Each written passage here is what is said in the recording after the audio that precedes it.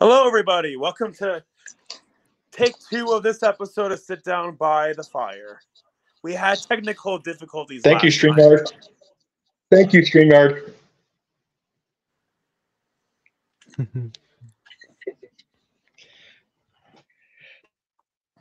So why don't you reintroduce yourself? Yeah. Hi, my name is Sam Ray, or also known on YouTube as Movie Reviewer Next Door. I review movies, and I try to be as well. I try to review movies for what they're going for. So, Yeah. And you also have a lot of shorts of your cats, so that leads to question number 0. Again, do you like pussy? Yes. Yeah. All right. So, but no, I always like this about your channel. You do always try to find the movies that you enjoy, and you try to at least talk about them in a you don't go full on rant mode with them. I love some of those channels, Yeah. but I would like to apologize to you because you wanted to review bad movies, and I told you to watch the movie that I consider the worst movie of all time. So, but yeah, but what are some of your favorite movies? Question number 1. Yeah, from number 5 to number 1 for me, it's Audition from 1999, Miracle Mile, Battle Royale, Changeling, the Angelina Jolie movie Changeling, and Leon the Professional is my favorite film of all time. Sorry. Very good choices. And I think Eric was going to bring it up. We talked about earlier before StreamYard decided to be not our friend today. What are your thoughts about people saying that Battle Royale, even The Running Man, for instance, is kind of a ripoff of Hunger Games and all that stuff, or Hunger Games is a ripoff of them, vice versa? I'd say it's more that people will associate. I feel like it's a more sensationalist thing to say, oh, this is ripping off this. It's happened nowadays with a lot of action movies that have come out after John Wick. And my thing about that has always been, well, if you look at the base elements of Running Man and Battle Royale and Hunger Games, yeah, they're pretty similar, but also they do their own things at certain points. My issues with Hunger Games has never been that the movie was straight ripping off Battle Royale. It's more that it's not a very great interpretation of the book. But right. I think there's a bit more to it than just straight up saying it's a ripoff. I just think that there are ways that you can do certain stories multiple times and give a fresh spin on them. I mean, every story is essentially a ripoff of something. I mean, if we're even talking modern sense of storytelling, one of the greatest movies of all time is a ripoff of Buck Rogers and Flash Gordon, Star Wars. George Lucas has publicly said that. It just took elements of it and made his own story around it. So, I mean, really, you could. I'm sure back in the 15, early days of storytelling, there's something that where oh, there's a dystopian future and there's we have to battle for each other to do all this stuff. I don't know when the first, so I don't know, ripoff is, I don't want to say a strong word, but it's just that, there's every story comes from somewhere. I mean, Eric, your movies, basically you I think you live your, the movies that you've made, you kind of I mean, you could clearly say that they're inspired by James Rolfe, but also, like we've talked about, they're kind of inspired a lot by South Park. My first movie clearly take its plot from Avengers Endgame and from Avengers Infinity War. Right. So yeah, I don't. Yeah. Yeah, when it comes to stuff like that, like I'd much rather assume that somebody takes inspiration from other films because they want to show that they love them rather than they're just copying what's popular. 'Cause, Right. like I mentioned with John Wick, the base plot of John Wick is hitman loses something that's near and dear to him, he gets revenge. If we're being completely honest, John Wick isn't that original. The thing that makes people love it so much is the execution. And Yep. I think it is a bit unfair for people to label movies like Kate, Gunpowder Milkshake, all of these other random action movies that keep coming out as John Wick ripoffs, because John Wick really isn't that original, if you really Right. think about it. Well, I mean, they even accused Rambo of the same thing, where they said, "Oh, Rambo's a ripoff of," like, look how many times Cannon Films ripped off Rambo. I mean, so Yeah. and they said it pretty boldly too. So yeah, do you have any interest in picture making as far as making movies? Yeah, I would like to get into it. I've been currently I've been in kind of a rough period life-wise. I've been very taken up with other stuff, but I have been trying my best to get down ideas whenever they come to my head for a short film. I haven't gotten super far, but I do have an idea of what it'll be about and an idea of how I will like shoot it and do all these things with it. But yeah, I would love to get into filmmaking.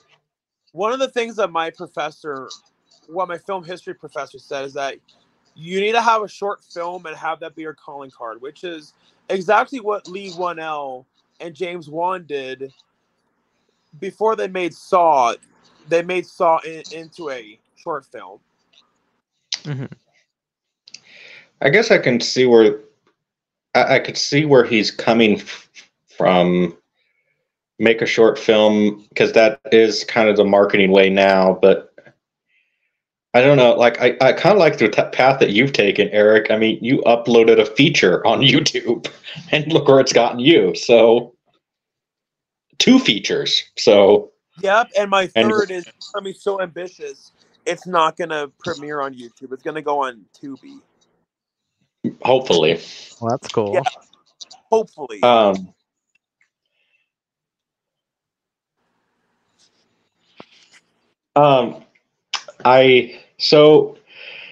You like you talked about, you always seem to find the joy in movies. So how do you seem to do that with movies except Manos or Manos, however you're supposed to pronounce it? I say who cares, because the movie sucks. So who cares how you pronounce it? Yeah.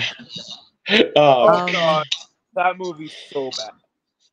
In the case of Manos Hands of Fate, the thing that really made me just so annoyed with it, I mean, I did end up looking in on the backstory, because a lot of movies that end up on the worst movies of all time list, it's usually not just movies that are just boring or just like, oh, a little small thing happened. It's usually something catastrophic happened in the production. And Manos Hands of Fate has like enough backstory to what happened with the movie that you can make like a longer movie than itself just about the making of it. Like the entire reason the movie exists is because a bet was made between 2 people in Texas that one of them could make a horror movie. And I mean, I guess they technically made one, but I don't know, something about the fact that it was made out of spite and just made on a dare kind of more. Like- maybe a horrific movie. Horrific as in bad. Yeah. Oh my god. It is rough. Yes. No, I mean, well, and the fact that there's also sequels to it. Yeah, Because it's there are public sequels. domain. There's like 3 or Yeah. 4 of them. Are there not sequels those? with actors from the first. I think the first one of them is a prequel, and one of them is a sequel to the first with a couple returning actors. So I don't know. It Yeah. is bewildering that exists. One of my favorite videos that you did, and I think you more did it out of anger because you used to work at Dollar General. Yeah. So do you you complete the 5th of this question? Do you need to flip off Dollar General, or are you good now?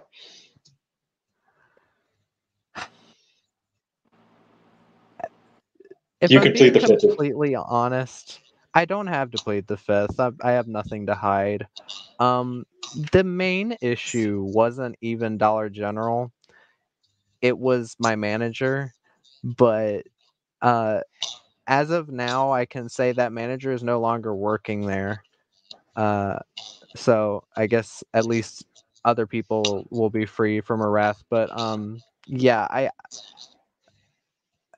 I'm more disappointed in Dollar General that they don't have easier ways of people to report higher ups doing suspicious things. A lot of them are automated phone lines that don't really work as well as you think. They don't really take your calls that seriously, but yeah, I think I'm okay with Dollar General for now.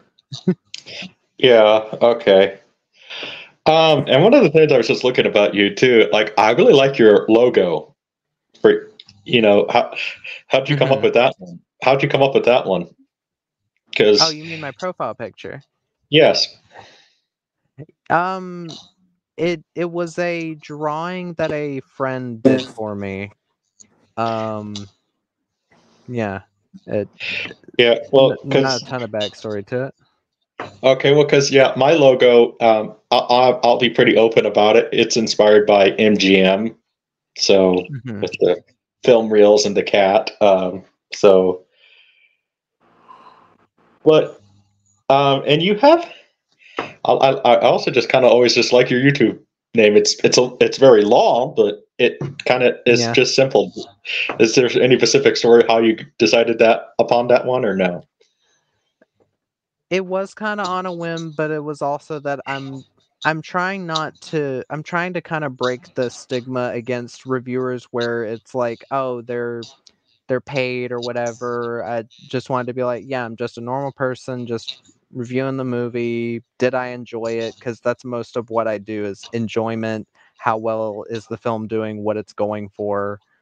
And yeah, would I recommend it basically? So yeah, well, as what a reviewer should be. Like, I used to do reviews on my channel. I never really felt I was that good at it because there's some movies that, like, listen, I can't explain why I like them. I just kind of like them because they're not very good movies, but I enjoy them. Like one of my favorite movies, and it is one I suggested for you to watch. But it's The Beast of Yucca Flats. Like, I can't explain why I like that movie because it's so dumb and it's bad. I feel like I've heard of it. It was just filmed in the outskirts of Nevada, literally in Yucca Flats, and they had Tor Johnson in it, who is like one of the early precursors to like Jason. And first of all, the poor guy can't even walk in the movie because he was a wrestler and he had a wrestling injury, so he can't even walk. So here's this old man limping around, doing all this stuff. It's just, it's so bad, but I love it, so I can't explain why I like the movie, but like there's some movies I just like, yeah, I liked them, and I don't know. So I kind of actually enjoy doing this more, just sitting there talking to other people on YouTube. So yeah. But Eric, you've been on YouTube a while and have reviewed a lot of movies. You have never gotten paid to do a review, right? Well, I was getting paid for YouTube at one point, but then I lost that monetization. I would love to get back on that. Yeah, mainly just to create extra income. So, Oh, definitely, because yeah. in case you don't know, mine that ended up getting a lot of views was my review of the Wrong Turn films. Those have a very interesting those have a very cult following. The Wrong Turn films. I have seen a few of them. I can't exactly say if I'm a fan, but like if they're on, I'll watch them. You know what I mean? And there's like nothing else.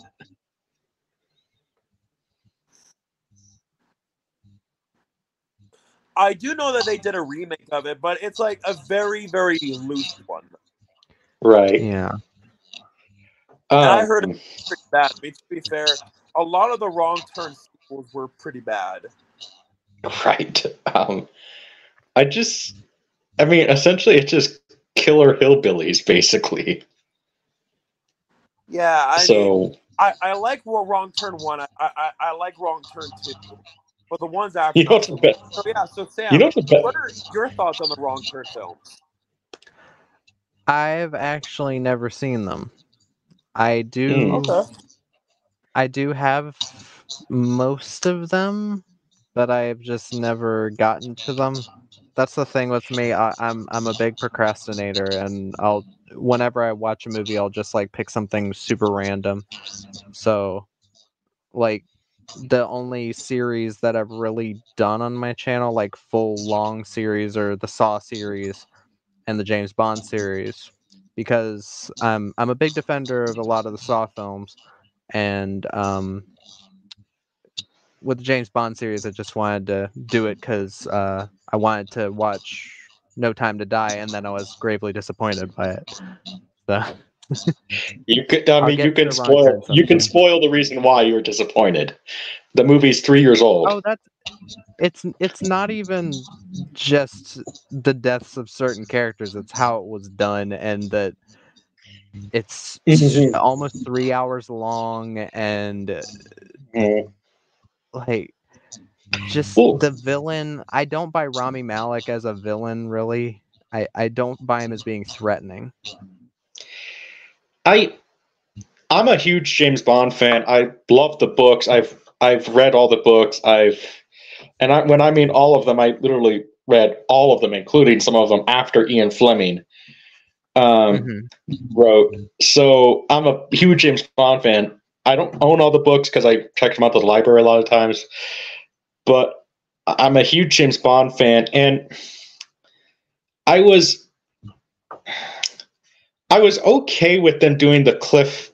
I think I'd be, if they would have maybe had a end credit scene, like maybe where we see, just do like we see like maybe James Bond's Walter PPK, and then he just grabs it at the end, like, so we know that Bond is alive. I think I would have, because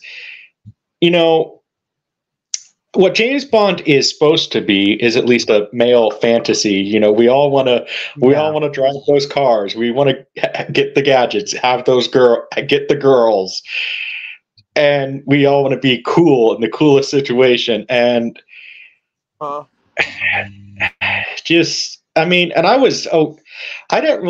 don't really mind a lengthwise for a movie, because some of my favorite movies of all time, I love the Hollywood epics, they're almost like 4 hours long. Like one of my favorite movies of all time is Cleopatra. That's 4 hours and 30 minutes. So, but just, I don't know. And it's one of the reasons why, like, I told another YouTuber, he goes by Wildman Beyond, who Sam knows a little bit. I just said, well, why don't we make it, if James Bond is dead, because they haven't even talked about doing a new one yet, why don't we just make there's a character named Bulldog Drummond.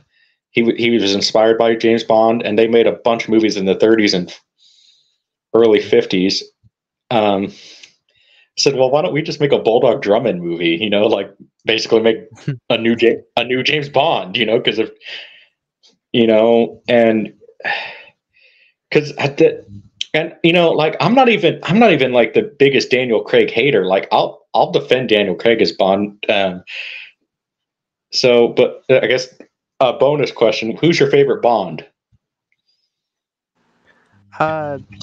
My favorite Bond has always been Roger Moore. I think he knows how to strike a nice chord between or strike a nice balance between the humor and the seriousness. My favorite Bond movie has always been For Your Eyes Only, because I think a lot of the quote unquote serious Bond movies take themselves a bit too seriously to the point where they feel a bit less fun to me. And a bit like they're trying to compete with other movies. Like with the Daniel Craig movies, it was around the same time as like Bourne Identity and Triple X, and they're trying to like outdo these other movies. So it kind of feels like they lose what they used to be. And yeah, For Your Eyes Only really felt like they were bridging the gap between like goofy, like suave hero and a serious story. Right. I can see that. I guess if you're going to rank all the actors, who are you going to say? So Roger Moore. Roger Moore, then Pierce Brosnan. I think Pierce Brosnan is really good in all four of his movies. Even if I don't hate Die Another Day as much as a lot of people do, I just think it's neither do I. It's I think it's just a movie where they didn't exactly know what direction to take it, and Lee Tamahori is not the greatest pick for director. But the first three Pierce Brosnan movies I do really like. And then I'd say Sean Connery, then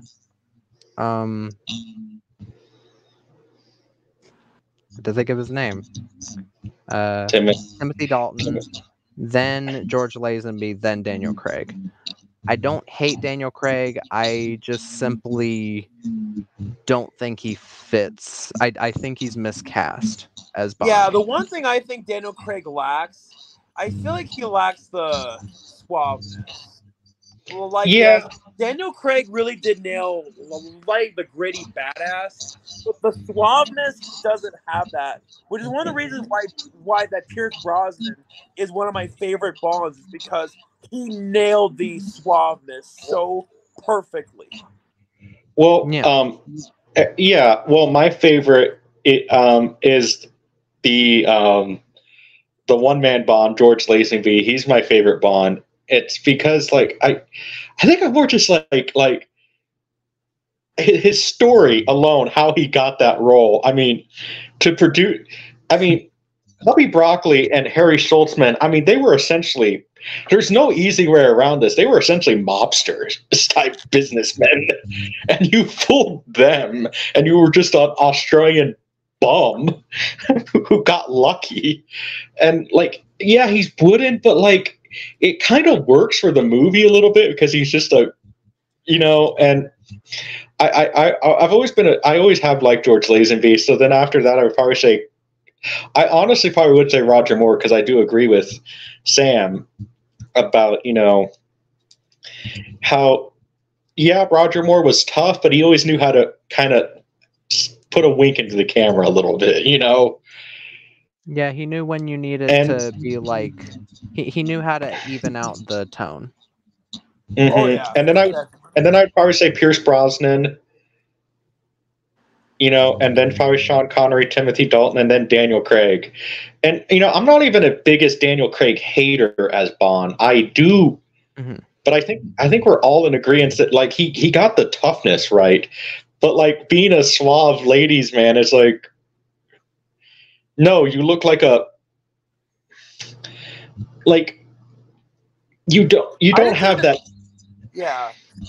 You don't have that debonair factor that James Bond needs. I don't buy him picking up a bunch of ladies at a bar. I buy Pierce Brosnan easily.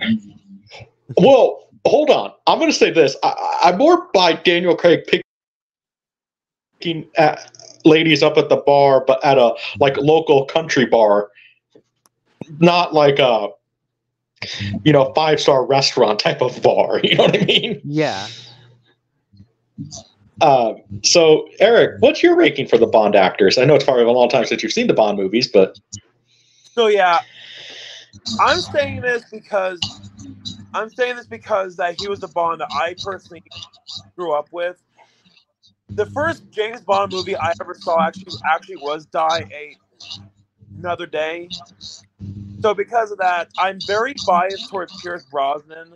And on top of that, even my own dad even looks like Pierce Brosnan. So, but yeah, so I think I'll go with Pierce Brosnan because for me personally, whenever I hear the name Bond, Pierce is the first thing that comes to my mind. I feel like he really nailed like the suaveness. I can buy Pierce Brosnan getting all these girls, but I also could buy him being able to defend himself. Yeah. But yeah, more so with a gun than with his fist. But yeah, Pierce Brosnan's my favorite. Yeah. In no particular order. But yeah, but the rest is in no particular order. For me, at least.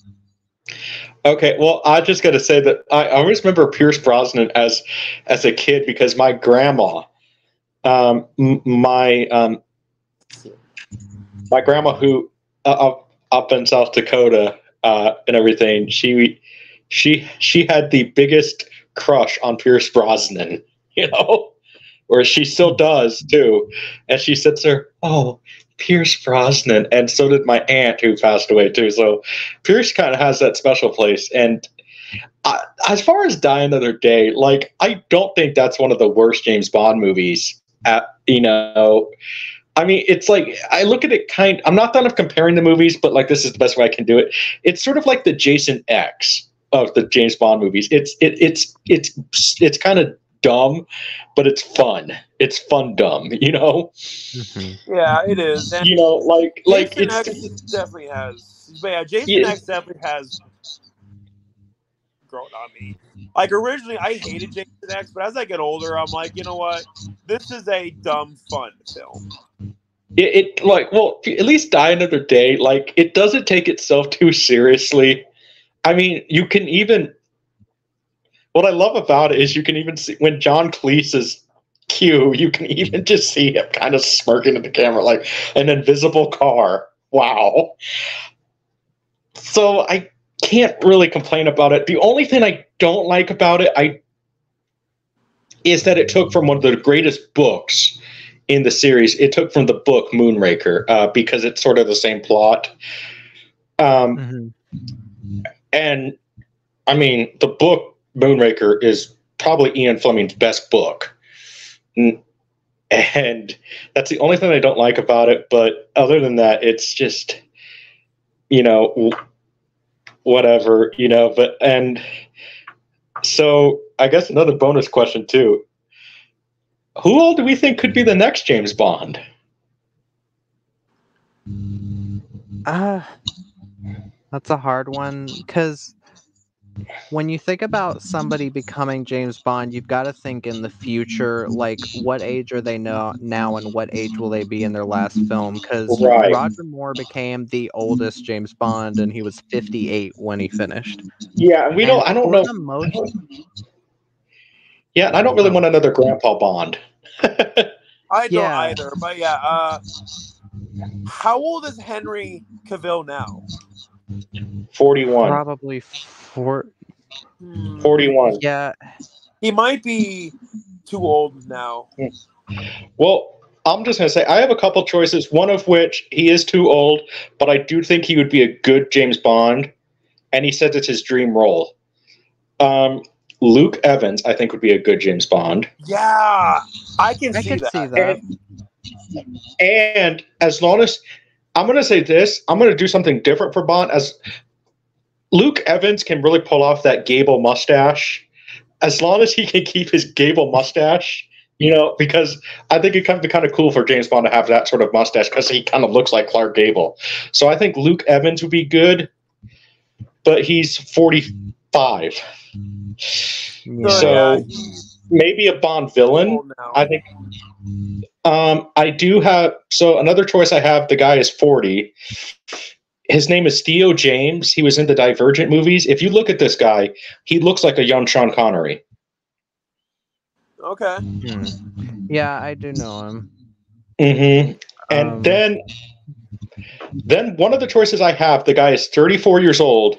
He would be he's a complete unknown. His biggest claim to fame is he's a good impressionist on YouTube. So I don't know how good of an actor he is, because that's mainly the roles he gets. But you guys will probably know him. He's that guy who's famous for doing the Harrison Ford impression on YouTube. He was also the Joker in the Telltale games. Anthony and Gruber is his name. So yeah, he's a complete unknown. More of an unknown than Sean Connery was when he got the role. This would be like, unlike George Lazenby, he has had work, but he would be a complete unknown for the role. But he looks like he does kind of have that James Bond look to him, and his dad was actually a secret agent. So interesting. So, and he's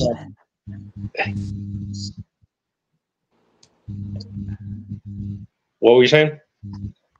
No, I was just gonna say I only have one person, but he's too old. But if they had done it like a decade ago, he would have been perfect in my eyes. Sam Heughan from the Outlander show. I think he could have done that.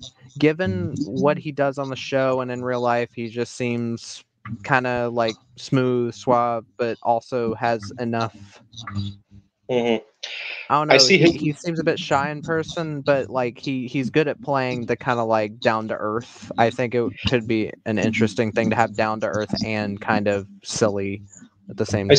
I do see his name brought up a lot. I don't know. Like for me, like I see a lot of these people, and I'm like, yeah, they look like Bond, but like, I'm sorry, like I want a tall James Bond again. Like somebody who's at least 6'2", 6'1" in that age range.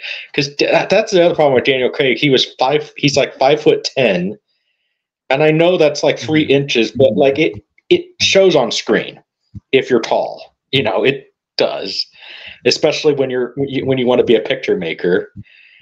And that's the other thing. To be fair, Tom Cruise is pretty short, but I never would know that ever watching any of his films.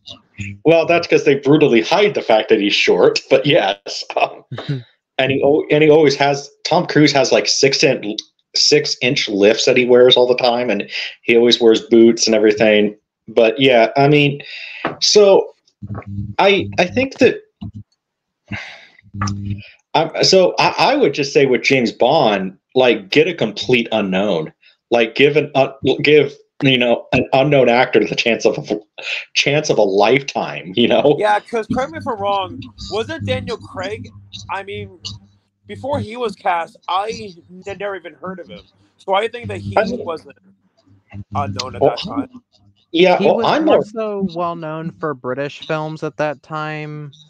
But he wasn't like a huge like star yet. But that's kind of how they went with the other Bonds. They saw them, they were like, oh, this guy's interesting, let's put him in this. Because Roger Moore had like The Saint. That was a well-known show at the time, and Pierce Brosnan had Remington Steele. But like I would like to see somebody who's not like, oh, Hollywood royalty play the role, because I think that could be more interesting. I think it could just be interesting, just like I said, just like, like I'm just thinking some guy who wants to be like somebody like us, who just wants to be in the industry, and they say, "Oh, I like this guy," and he happens to be British or something. And it's like, I like this guy. Like, I think it'd be kind of interesting if they did hire like a YouTuber who can actually act, because I don't know, like I see kind of YouTube as kind of a future way of auditioning. Really, I can see that. I mean, can you like imagine this? What if they did a YouTube contest where, like, okay, you have to be British because they have that rule. You have to be British, but like, if you can audition to be the next James Bond, and I'm like, well, I guess we're out, but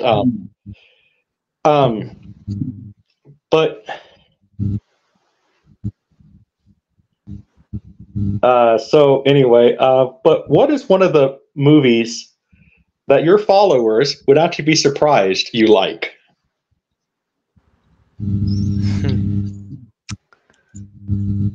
Huh. Like one, you mean one that like most people aren't fans of, right? Well, more like, I guess, I don't want to say like guilty pleasure, because I don't believe in guilty pleasures, but like one movie that's like, you like it because for whatever reason, and that is it. Really, like, really, you like that movie, I'm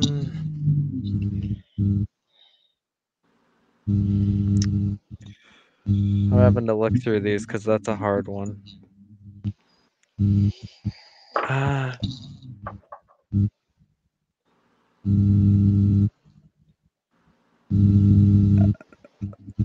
Only one I can think of off the top of my head is Tenacious D and the Pick of Destiny.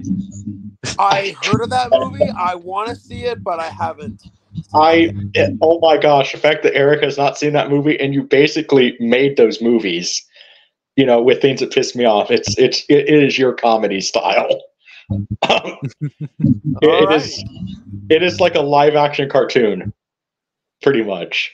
I mean, things that piss me off really truly is a live action cartoon. Yes, it is. And that is one of my favorite. I didn't put that. That actually did not make my top 500, but like, because I did do that on my channel. But like, I do like that movie.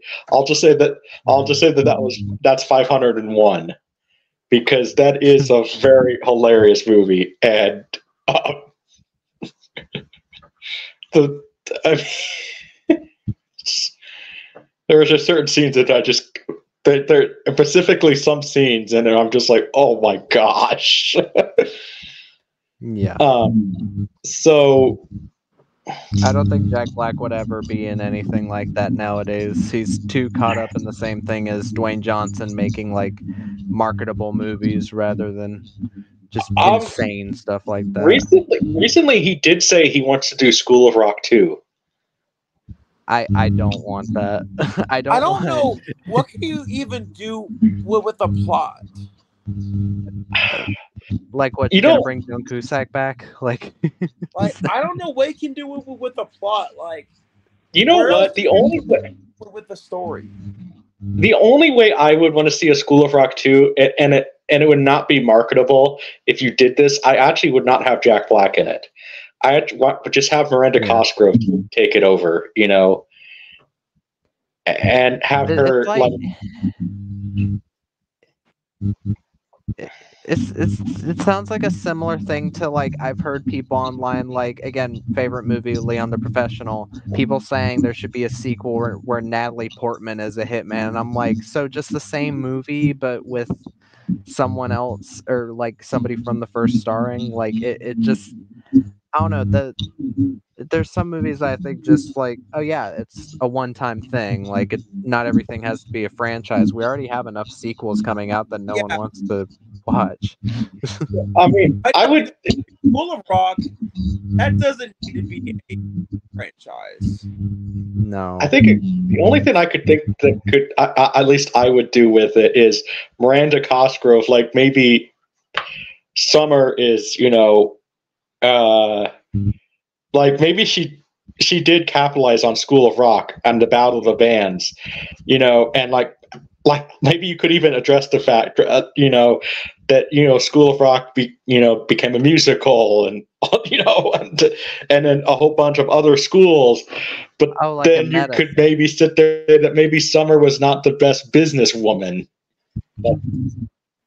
Yeah, but she basically, because I think I could more would do it like that, where like it's like, okay, she was not as best business savvy as she thought she was at 10 years old, you know, so she's kind of, yeah, you know, she goes to her high school reunion, and then they sit there and say, well, why aren't you president yet? Because remember, she says she wants to be president, and like you kind of find out that she's, you know, like in high school, you know, like I'm sure that, you know, Sam, you're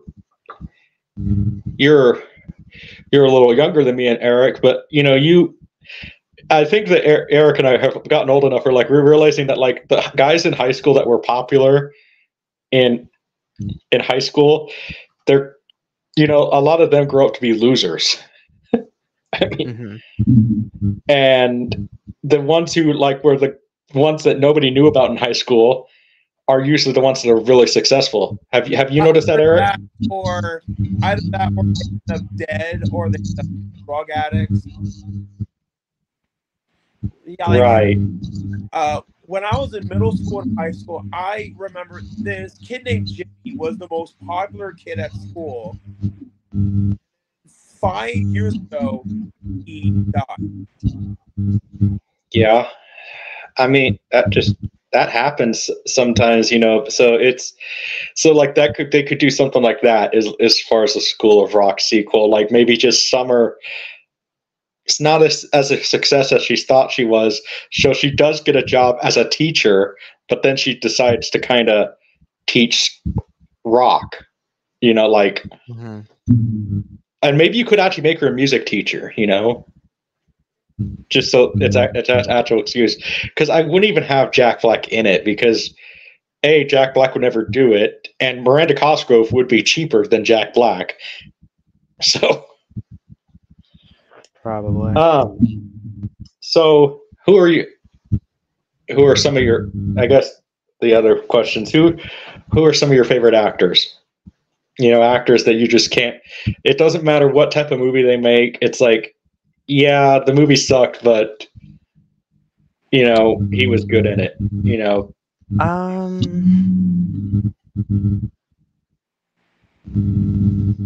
Off the top of my head, I can only really think of like one male, one female. Male would be Gerard Butler. Yeah. I don't know. There's something about him that just, even when he's in a not great movie, I feel like he's enjoying himself and he's doing the best he can. And for female, I'd say Noomi Rapace from Prometheus. What Happened on Monday.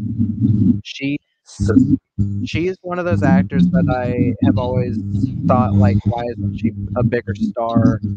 And I'm still that way. I don't know why she hasn't gotten bigger, because I think she really brings it to everything she's in.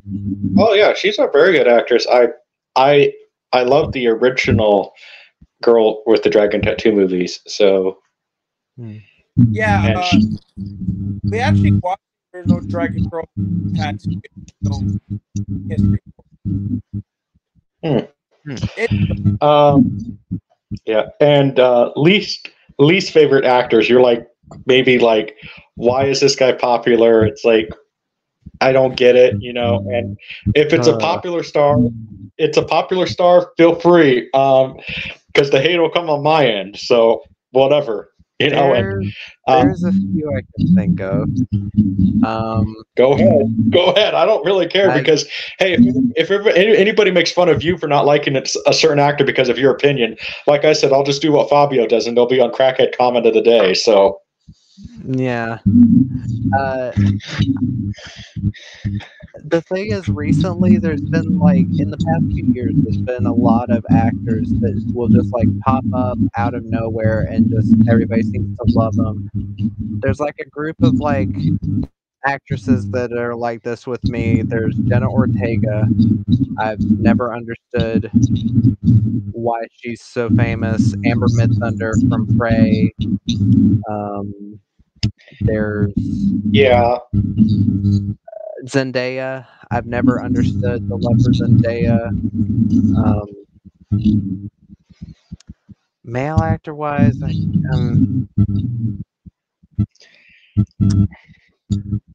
I can't really think of other than there's this one guy, Dylan Minnette from a show called 13 Reasons Why. I've never understood. Oh, I forgot. I forgot about him, but he hasn't been in anything in a long time. So, at least that I can think of. I mean, I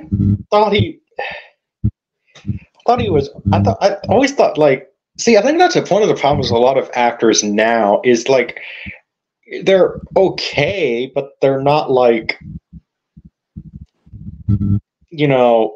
great. Yeah. If that makes sense, like it's like, yeah, and then I'm not saying this fully, but in some ways, I'm thinking that SAG or something should say like, listen, you have your freedom of speech, right?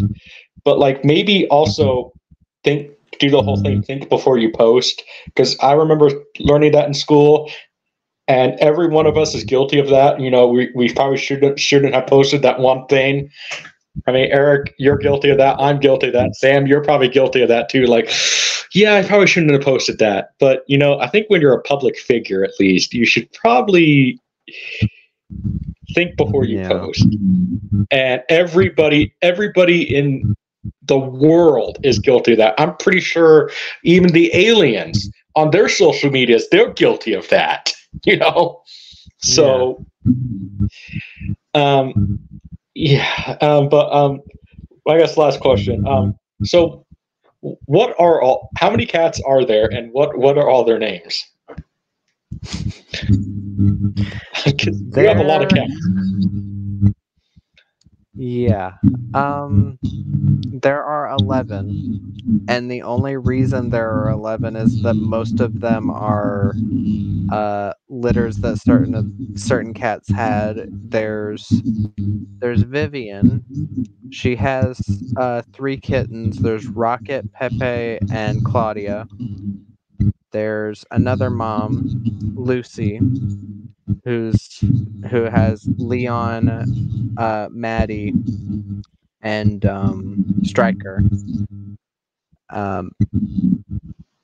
Then there's Henry, and the most recent cats that we have are Ava and Elfie. Well, I didn't realize there was that many, but so well, hopefully you have a big enough house where like it's not too much of a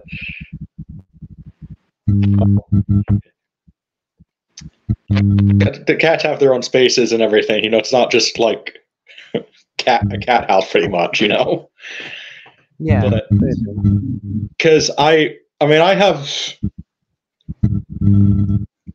have my mom has 5, and so yeah, we're and then there's Eric here who just has 1 dog. So, but yeah, so going back to the favorite actor thing. So,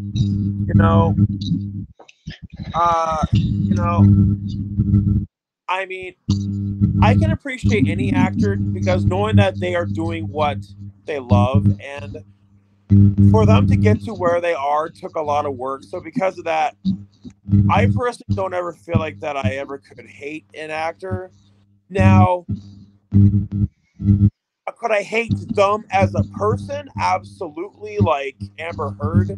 But hate their acting? I truly don't feel like I ever could do that because, you know, it took work and for them to build up connections, for them to get to where they are at. So, well, I think that you know, like maybe just actors, like we were just saying, we don't get it. Like, okay, I just don't see the talent, but you know, yeah, there are certain actors that like, hey, like I told Eric, if we ever got to interview Amber Turd, yeah, that's not going to be a very pleasant interview. It's going to be. To be honest, I wouldn't even want to interview.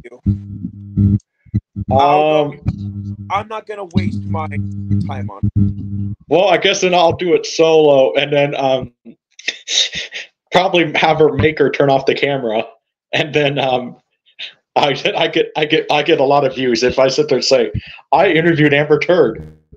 The interview did not go well. So I would do it because it's like, okay, well, if I'm going to interview Amber Turd, then it's not going to be a nice interview. Like, so, and I'd probably call her Amber Turd and all that other stuff, make her turn off the camera. So, and then like, there's obviously some, you know, even directors, you know, who, like, even if I got a paid request to review their movies, unless like somebody offered me, you know, and it was real money, the only thing I would review the movies for is an absurd amount of money.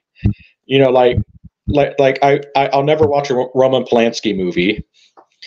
But the only way I would watch that is if somebody paid me $1 trillion.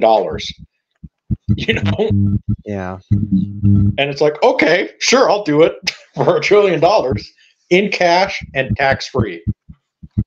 So, which is not going to happen. So that would be my offer to anybody who wants me to review Roman Polanski or even Victor Salva movies.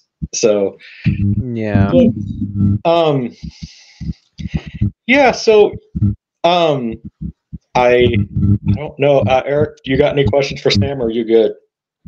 I guess, what are your thoughts on this current trend with the world of filmmaking about taking beloved childhood icons and turning them into horror films? Like, because that's I haven't trend with like the Mean One and Winnie the Pooh, and now they're gonna do it with Bambi and Peter Pan. I mean, the public domain is a wonderful thing in many instances. I don't really know how to take it because I don't, specifically with the Winnie the Pooh, I don't really. I mean, if it's out there and you can go ahead, even if I won't enjoy the movie, someone will. It'll be someone's thing. I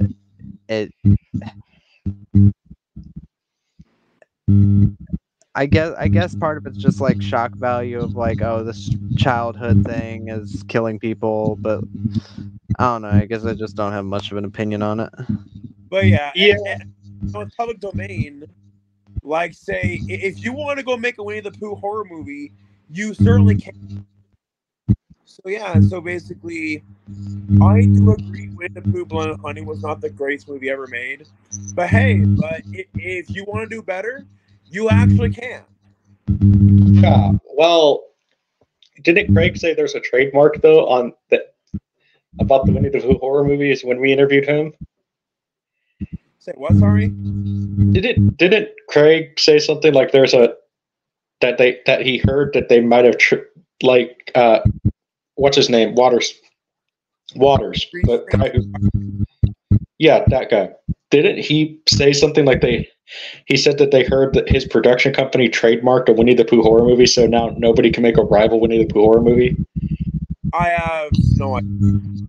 I thought he said that in an interview that we did with him, but I don't really watch my old videos, so but I thought I remember him saying stuff like that. Saying that. Yeah, well, I mean, here's my thing. Like like I said, public domain is interesting because, like, well, like I said, I mean, me and another YouTuber are teaming up to do Bulldog Drummond, which was James Bond before James Bond, and basically make old school James Bond movies. You know, if you know, Barbara Broccoli's not going to make proper James Bond movies, then why not us? You know, and that's a great thing though with public domain is there's so many great, you know, heroes of the past that are out there that, you know, and I guess there's another question for you. You know that they are talking now. I don't think what's his name, Eric? Reese Frank Waterfield. Yeah, Reese Frank Waterfield. I don't think he's going to be doing it because he said that he's not going to be doing it. But you know that there are talks about once Mickey Mouse goes into public domain, a Mickey Mouse horror movie. Have you heard about that one? And what are your thoughts about that? What are your thoughts about that Mickey Mouse horror movie? Because I mean, again, it's just like with things like that, it just seems like a whatever movie. Like the guy who did direct Winnie the Pooh, Blood and Honey, he is one of those directors that I'd class as like they just make movies to make movies person, where he'll make like a movie within like a couple weeks and just like put it out on VOD and make money. I don't want to come off like I'm saying they're only in it for the money, but it kind of comes off that way when they're latching onto the controversy of like, oh, Mickey Mouse becoming a slasher villain or whatever. That's what it comes off as to me. It doesn't feel like they legitimately want to make this because they're passionate about it. It's a gimmick. Really. Yeah, well, as far as Mickey Mouse, listen, I mean, I will credit anybody who wants to actually make a Mickey Mouse thing after Mickey Mouse goes in the public domain because, first of all, good luck. And I hope you spend your money on the movie, not just on the production and everything else, but lawyers. Damn good lawyer. Yeah. Good lawyers, because Emperor Iger would sue the blankety blank out of you. You know, this is PG-13 show. I'm trying not to sit there and swear too much, but yeah, no. So you better spend the money on good lawyers. I mean, and like, I'm pretty sure they've trademarked the name Mickey Mouse, so you can't even call him Mickey. You can't call him Mickey Mouse. You can call him like Ricky Rat, or maybe you can call him Steamboat Willie if they trademark. I'm pretty sure they have. I mean, because there are public domain Mickey Mouse shorts. So technically, Mickey Mouse already was in public domain, but there are public domain shorts, and you cannot title them Mickey Mouse. And anytime they refer to him as Mickey, you cannot do it, because I looked into this and like it's just like there's public domain Looney Tunes cartoons. Sorry, maybe they called him Nick. Nicky. Yeah, like Nicky baby, or maybe call him Mick. I think I would go with what I would probably do is contact the band Rat, since that was their original name, to see if they owned the trademark on the name Ricky Rat, because that's why they had to change their name. Originally they were Mickey Rat, but Disney threatened to sue them, and they weren't even a signed band yet. So I was like, I would ask them, do you guys own the trademark of the name Mickey Rat, or when you guys changed it to Rat, did you just, change it to Rat? Because And then, like, that's when I would just sit there, tell Rat to buy it, and then you can have Rat do the soundtrack, you know? Because what if they haven't done a new song in 25, new album in like 25 years, so. Well, Because they knowing that they were almost sued for being called Mickey Rat, I'm pretty sure that they don't own the trade. Yeah, so I don't know. But it's, I mean, public domain's definitely going to be interesting in a few years just because a lot of big iconic characters are about to go into full public domain, or, you know, movies about to go in public domain, you know. Yeah, but hey, we've been going for an hour now, and I am going to get to bed, so we need to wrap. All right, so, but is there anything you guys, Eric, is there anything you want to plug? Future episodes of Let's Watch TV, the third thing that movie, future episodes things that piss me off, and that's about it. All right, well, Eric, you can go. Me and Sam will wrap it up, and we'll review Down by the Bay. So, what are your thoughts on it, Sam?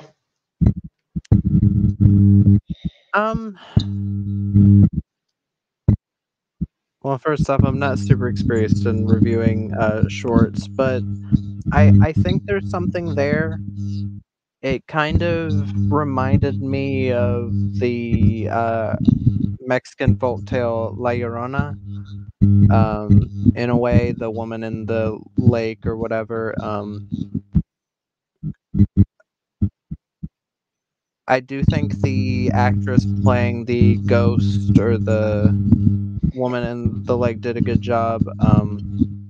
And I do think if you fleshed out the characters and the backstory of this creature or ghost, what have you, it could be something really interesting.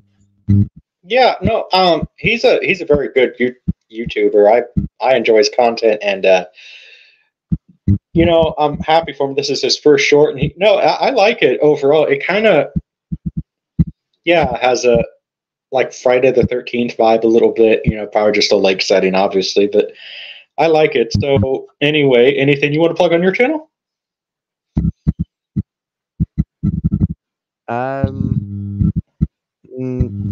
Not that I can think of, other than if anybody wants me to review anything, just comment under one of my videos and I'll put it on the list.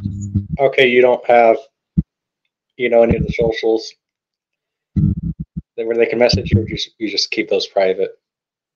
I do have a Twitter. I could plug that. Let me. I forgot. I'll just tell. I mean, we can put it in private chat, but I can't. We're pre-recording this, so. But yeah. What I would just say is, just subscribe to Sam. Very good guy and very interactive. At least I think a lot of you guys know him in Fabio streams, who's very interactive, and you're younger than me, so you're still a kid to me, but you seem like a very kid who has at least a good head on his shoulder. You know what I mean? So,